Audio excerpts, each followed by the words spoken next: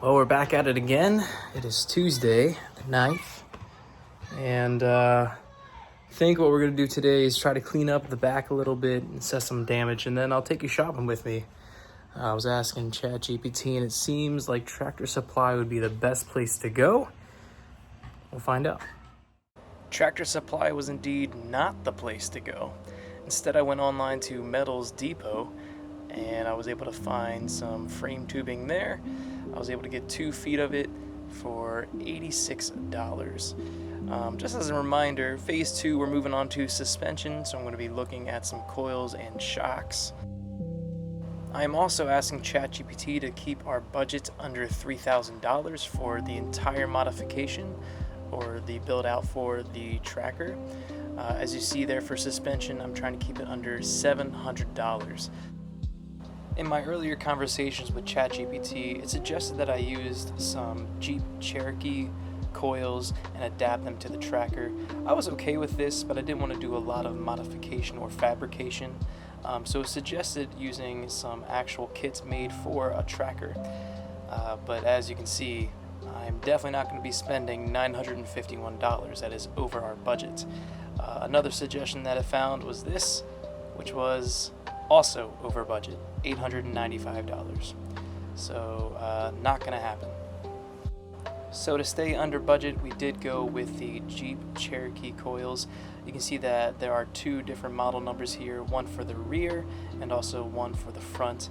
Using these coils, hopefully we're going to get about a 2-inch lift. I copied the model number and went to trusty Google and found that the Moog CC721s were the cheapest at Walmart. I could get the pair for $73, and I think it's also with free shipping. As for the front coils, I was able to find them on Rock Auto for $69.99 for the pair.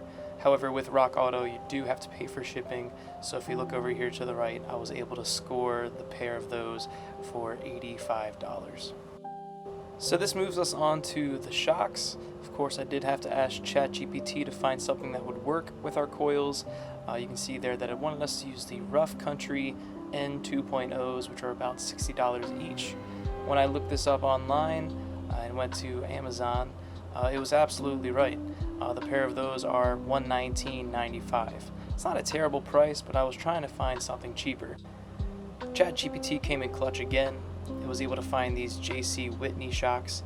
It is all 4 shocks put together for $84.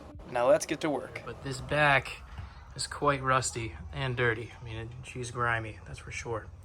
But on this side, also very holy. Also, as I was cutting some stuff, I cut the fuel pump wires. So I couldn't even turn on the tracker right now if I tried. Sorry, just ate dinner. So it's kind of a problem. We have to run some wire from there up to, I'm assuming, here.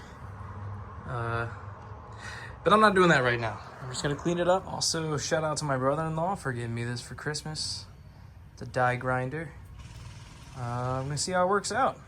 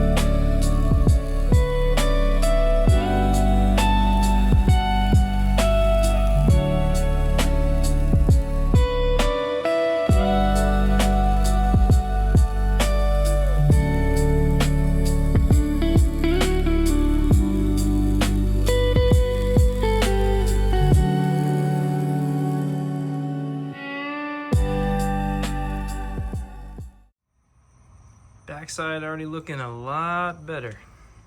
Got her cleaned up, primed up. Not too bad. So I'm just gonna cut probably right about here down to here and get it replaced. All right, the early bird gets the worm here. Gonna be working on the tracker again this morning. It's not even 8 o'clock yet, but I am going to tackle the wiring because I want to spray off this back. It's pretty gross. And just keep cleaning up this back frame part. So hang in there with me. I'll set us up. That way you can see the wiring and what my plan is and how we're going to tackle it. The wiring is pretty easy to see here. All of the different colors of the wires, which is great. So my plan when I was cutting all this stuff is to try to clean this off and connect the colors to the right colors down the way. As you can see, this does wrap around and into all the fuel tank stuff. So the only problem here is that I have 3 of these black with gray dots here.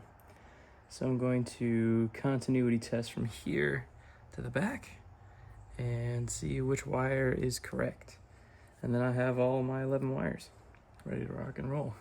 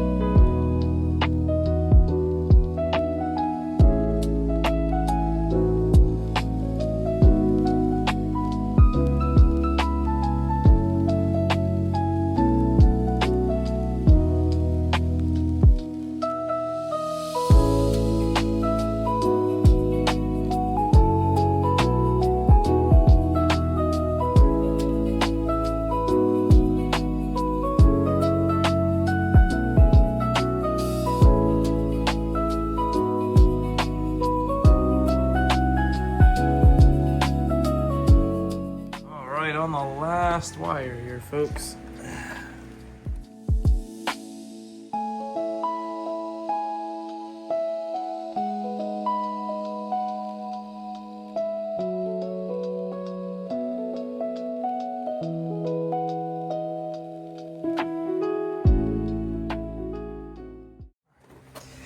Now, the goal is, now I got all of these spliced together, connected, got the shrink wrap on.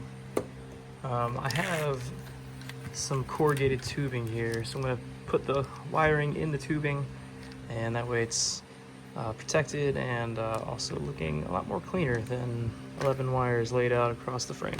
So here we go. Well, my iPhone got a little too hot, but that's fine. You can see I got the corrugated tubing on here. However, it does have some exposed areas, so I'll tape those up.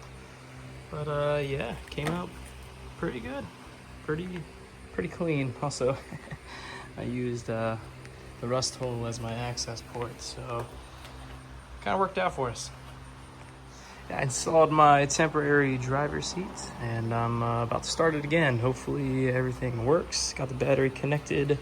Didn't see any smoking, so I think that's a good sign to start. Let's see what happens.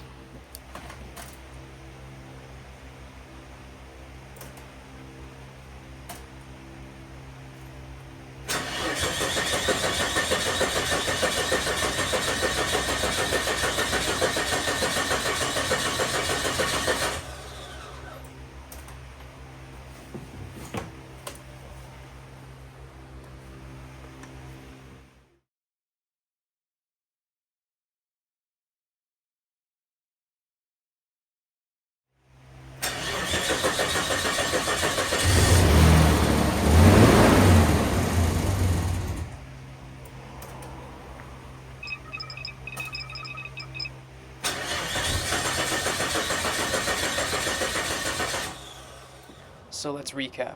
The suspension was ordered, got it from a bunch of different places, but that's not a problem. The fuel pump wires may be connected, not entirely sure. Definitely don't have power going back there somehow, so it does not run. Hopefully we'll get it running soon, but it's not my top priority. If you liked the video, please like and subscribe, share it with your friends, and we'll see you in the next episode.